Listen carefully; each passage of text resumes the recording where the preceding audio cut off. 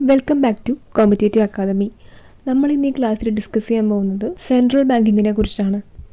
CSEB എക്സാംസിനും junior cooperative ഇൻസ്പെക്ടറുടെ എക്സാമിനും ഒരേപോലെ ചോദിക്കുന്ന ഒരു ടോപ്പിക്കാണ് സെൻട്രൽ ബാങ്കിങ്. നമ്മൾ ഈ ക്ലാസ്സിൽ സെൻട്രൽ ബാങ്കിനെ കുറിച്ചും വിവിധ രാജ്യങ്ങളിലെ സെൻട്രൽ ബാങ്കുകൾ ഏതൊക്കെയാണെന്നും അതേപോലെ നമ്മുടെ സെൻട്രൽ ബാങ്കായിട്ടുള്ള RBIനെ കുറിച്ചും RBIയുടെ ഡെവലപ്മെൻറ്റിനെ കുറിച്ചുമാണ് നോക്കാൻ പോകുന്നത്. അപ്പം നമുക്ക് ക്ലാസ്സിലോട്ട് കിടക്കാം. അതിനു മുന്നേ ചാനൽ ആദ്യമായിട്ട് ആരെങ്കിലും കാണുന്നവരുണ്ടെങ്കിൽ സബ്സ്ക്രൈബ് ചെയ്യുക. അതേപോലെ തന്നെ തൊട്ടടുത്ത് കാണുന്ന ബെല്ലൈക്കൺ കൂടെ ഒന്ന് പ്രസ് ചെയ്യുക. അപ്പോൾ നമുക്കിനി ക്ലാസ്സിലോട്ട് കിടക്കാം. Central bank is the leader of money market in the country. നമ്മുടെ രാജ്യത്തെ മണി മാർക്കറ്റിൻ്റെ ലീഡർ എന്നറിയപ്പെടുന്നത് സെൻട്രൽ ബാങ്കാണ്. സെൻട്രൽ ബാങ്കിൻ്റെ ഓൾഡ് നെയിം എന്ന് പറയുന്നത് ബാങ്ക് ഓഫ് ഇഷ്യൂ എന്നാണ്. അപ്പോൾ old name of central bank was bank of issue. The main aim of central bank is the economic development of the country. നമ്മുടെ രാജ്യത്തിൻ്റെ എക്കണോമിക് ഡെവലപ്മെൻറ്റിന് വേണ്ടിയിട്ടാണ് ഒരു സെൻട്രൽ ബാങ്ക് പ്രവർത്തിക്കുന്നത്. ഫസ്റ്റ് സെൻട്രൽ ബാങ്ക്, ആദ്യത്തെ central bank എന്ന് പറയുന്നത് സിവറേജസ് റിക്സ് ബാങ്ക് ആണ്. 1656 സ്വീഡനിലെ central ബാങ്കാണ് ഫസ്റ്റ് സെൻട്രൽ ബാങ്ക് എന്ന് അറിയപ്പെടുന്നത്. 1656 ഇത് എസ്റ്റാബ്ലിഷ് ചെയ്ത സമയത്ത് ഈ ബാങ്ക് ഒരു പ്രൈവറ്റ്ലി ഓൺഡ് ബാങ്ക് ആയിരുന്നു.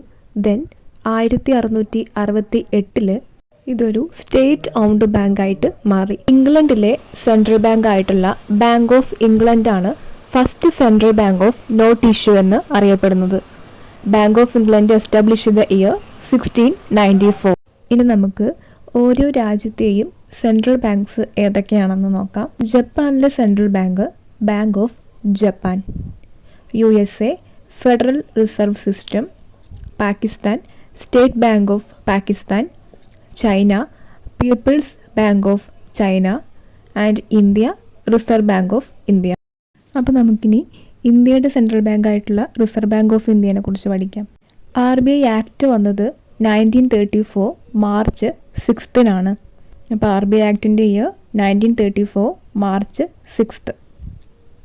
1935 ഏപ്രിൽ 1 RBI എസ്റ്റാബ്ലിഷ് ചെയ്തത്.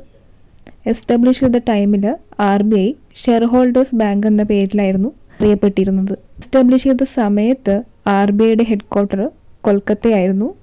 ദെൻ 1937 കൊൽക്കത്തയിൽ നിന്നും മുംബൈയിലോട്ട് ഹെഡ് ക്വാർട്ടർ ഷിഫ്റ്റ് ചെയ്തു. നമ്മൾ പറഞ്ഞു എസ്റ്റാബ്ലിഷ് ചെയ്ത സമയത്ത് RBI ഷെയർ ഹോൾഡേഴ്സ് ബാങ്ക് എന്ന പേരിലായിരുന്നു അറിയപ്പെട്ടിരുന്നത്. 1949 RBI നാഷണലൈസ് ചെയ്തത്. 1949 ജനുവരി 1 RBI നാഷണലൈസ് ചെയ്തത്. Initial share capital of RBI 5 കോടിയാണ്. അത് സബ്സ്ക്രൈബ് ചെയ്തിരിക്കുന്നത് സെൻട്രൽ ഗവൺമെൻറ്റും പ്രൈവറ്റ് ഷെയർ ഹോൾഡേഴ്സും കൂടിയാണ്. Reserve bank of India recommended by Hilton Young commission. അപ്പോൾ RBIനെ റെക്കമെൻഡ് ചെയ്തത് ഹിൽട്ടൺ യങ് കമ്മീഷൻ. നിലവിലെ RBIയുടെ ചില ഫങ്ഷൻസ് RBIയുടെ ഫോർമേഷന് മുന്നേ ചെയ്തിരുന്നത് ഇമ്പീരിയൽ ബാങ്ക് ഓഫ് ഇന്ത്യ ആയിരുന്നു. അതായത് bankers to the government, bankers bank തുടങ്ങിയ RBIയുടെ നിലവിലെ ഫങ്ഷൻസ് പെർഫോം ചെയ്തിരുന്നത് ഇമ്പീരിയൽ ബാങ്ക് ഓഫ് ഇന്ത്യ ആയിരുന്നു. ഇമ്പീരിയൽ ബാങ്ക് ഓഫ് ഇന്ത്യ ആക്ടിൻ്റെ year 1920 and Imperial Bank of India form ചെയ്തത് 1921. അപ്പോൾ ആക്ട് 1920 വന്നു, ഫോം ചെയ്തത് അഥവാ എസ്റ്റാബ്ലിഷ് ചെയ്തത് 1921. Bank of Bombay, Bank of Bengal, bank of Madras എന്നീ ബാങ്കുകൾ അമാൽഗമേറ്റ് ചെയ്തിട്ടായിരുന്നു Imperial Bank of India 1921 form ചെയ്തത്.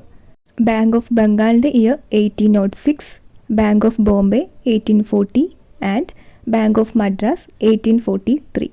അപ്പോൾ ഈ 3 ബാങ്കും കൂടെ അമാൽഗമേറ്റ് ചെയ്തിട്ടാണ് 1921 imperial Bank of India form ചെയ്തത്. അപ്പോൾ RBI എസ്റ്റാബ്ലിഷ് ചെയ്യുന്നത് വരെ ഇന്ത്യയുടെ സെൻട്രൽ ബാങ്കിങ് ഫങ്ഷൻസിലെ ചില ഭാഗങ്ങൾ ഇമ്പീരിയൽ ബാങ്ക് ഓഫ് ഇന്ത്യ ആയിരുന്നു പെർഫോം ചെയ്തിട്ടുണ്ടായിരുന്നത്.